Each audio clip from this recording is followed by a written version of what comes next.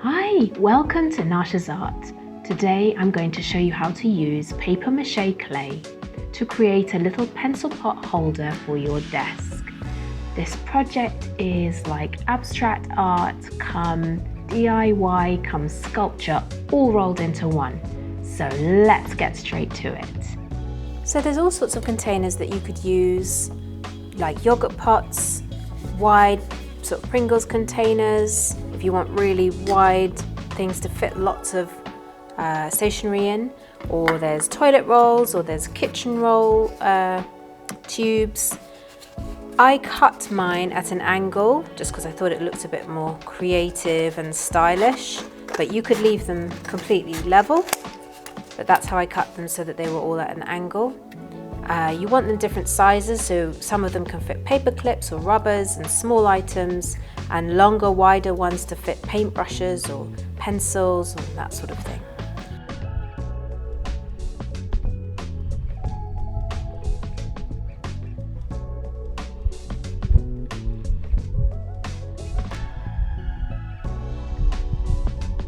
Once you've cut your tubes into the shapes you like, the next stage is to use masking tape to adhere them together. Very simply, literally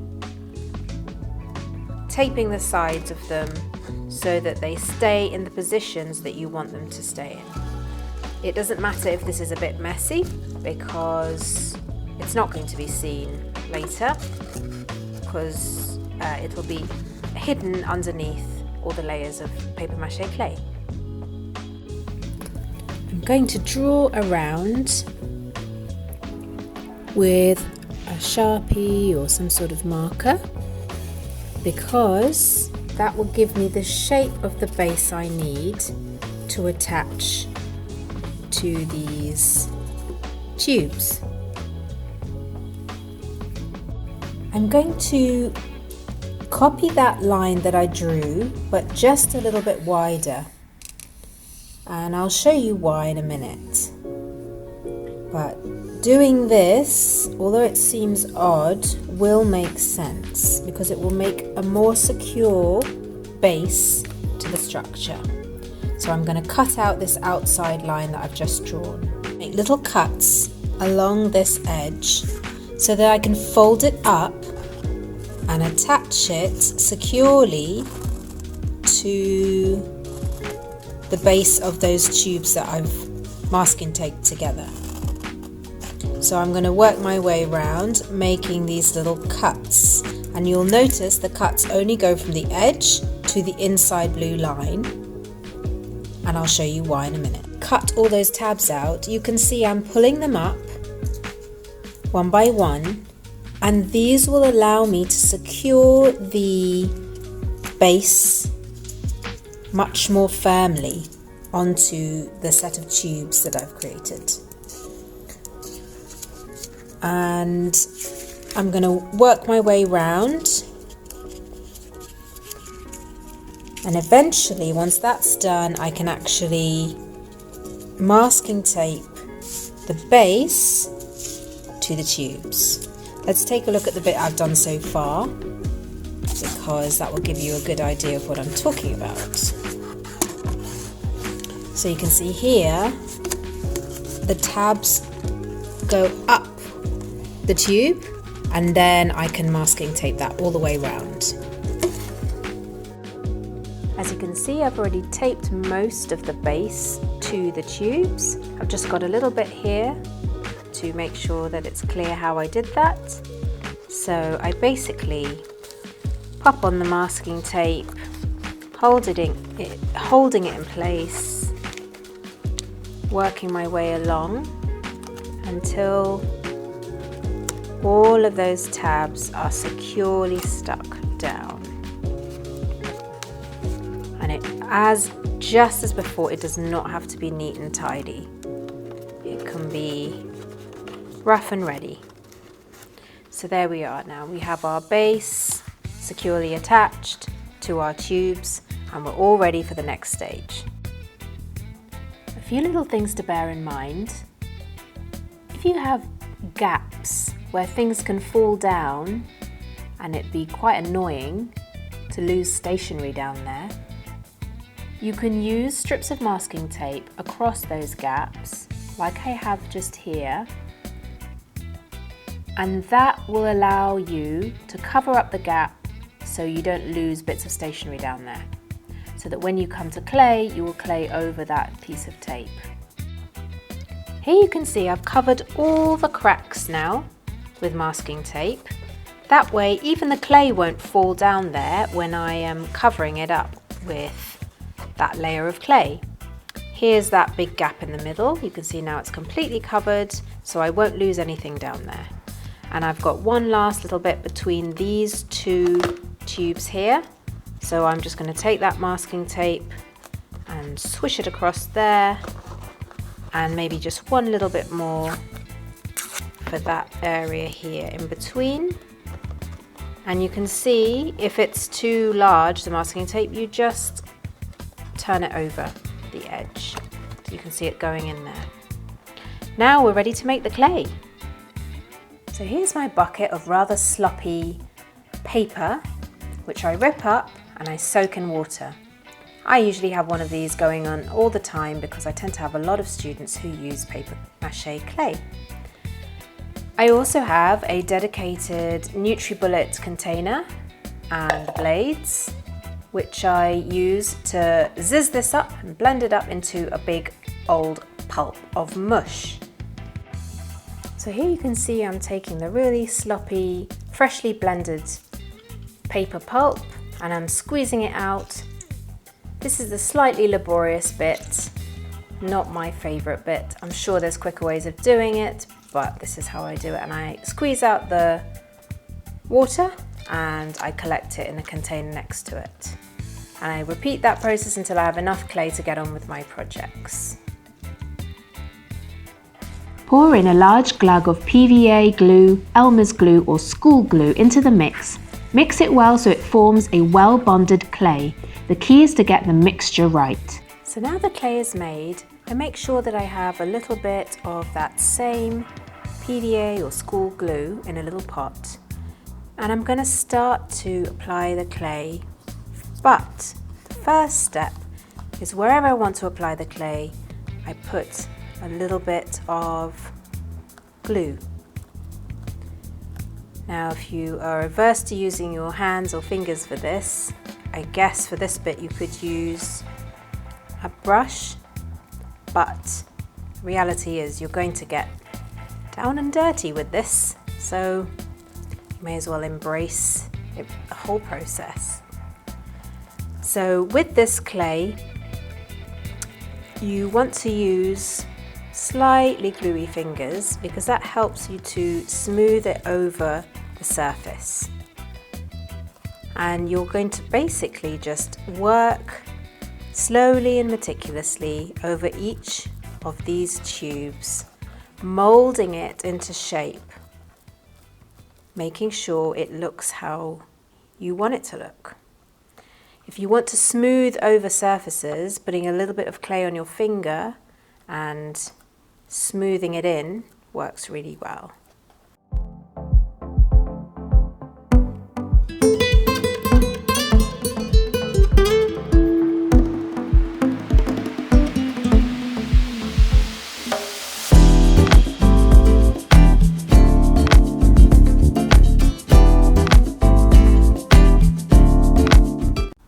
So there's a couple of tips that I can show you that might be helpful. The first thing is, don't do the bottom at the moment. Just leave that completely free of clay. You don't want to get any pieces of clay trapped on it because then your piece will be wonky. So let's just leave the bottom for now. The other thing is, once one part is done, you'll struggle to find places to hold while you carry on working. So the great thing about this clay is that you can leave it to dry for a day or a few hours and then you can come back to it. This project isn't a quick project, it's like papier-mâché as well. You have to leave it to dry, you might have to put a few layers. With papier-mâché, obviously with this you don't have to put a few layers, but you will need to leave it to dry in between sections. So That's important to note. It's not a speedy project. The other thing is if you have any sections of plastic, you notice I'll put a layer of glue, and then when I'm putting the clay on, I'm kind of pressing it in rather than trying to spread it, because the plastic is smooth and I don't want to just wipe the clay off again. See, if I try and spread it, I'm wiping it. I don't want to do that. I need to just dab it in or press it in until I get that kind of smooth coverage. Also, as I said earlier, you can put the glue on your finger and then just smooth over the bit you've just added to give it the texture you want, if you want a smooth finish. Any other tips? I'm trying to think. The other tip, I suppose, is where you get the cracks, you can, if they sort of re-crack open because your piece is slightly bent, you can go over those cracks with the gluey finger as well to reseal any sort of little cracks that have opened between the joins of each tube, where one tube is joined onto the other. Another tip I want to add is that at this point, when the clay is wet, if you like sequins, sparkles, googly eyes, cabochons, anything, you know, cool, cardboard shapes, you can embed them in the clay and they will pretty much stay. And that could be one way that you decorate your sort of sculptural piece. The only thing about that is that when you come to paint it, you'll need to really be careful when you paint around those objects that you've embedded into the clay. But it is a nice thing to know that you can add things in to decorate at this point if you wanted. So you can see that I've covered most of this now with the paper clay. With the really long tubes, I've covered down to sort of halfway, or however long my fingers would reach. And I've got one more tube to show you. So I've got my gluey finger. I am spreading the glue inside the tube all around, because I want to then press the clay into that area and smooth it over where I'm joining one bit of clay to another. So now that it's all covered in glue, I can use that same pressing motion that I showed you before to spread that clay inside. It will reduce the space a little so that the tube becomes slightly reduced in size and won't fit as many things, but this is also about making a really cool sculpture, not just about a huge pencil pot. So this clay is dry here and I'm adding the wet clay on, and it's important to smooth over the join. You can see I'm using a gluey finger and I'm smoothing over the join where the wet clay is joining onto the dry clay. And as always, the glue on your finger really helps to get the kind of smooth texture that you want for a project like this. If you leave it too rough, the paint, when you come to paint it, it won't really look as nice, and it won't show up as well, because there'll be all these little sort of minute cracks and lumps and bumps. So you do want to smooth it over if you're going to paint it, unless you want a kind of really rough texture, because you're going to go for, like, I don't know, a tree sort of bark effect. So once everything is dry, it's probably a good idea to put a lick of white paint over the whole thing. I used acrylic paint. This happens to be a free flow paint, but it doesn't have to be free flow at all. It can be just any old white acrylic paint.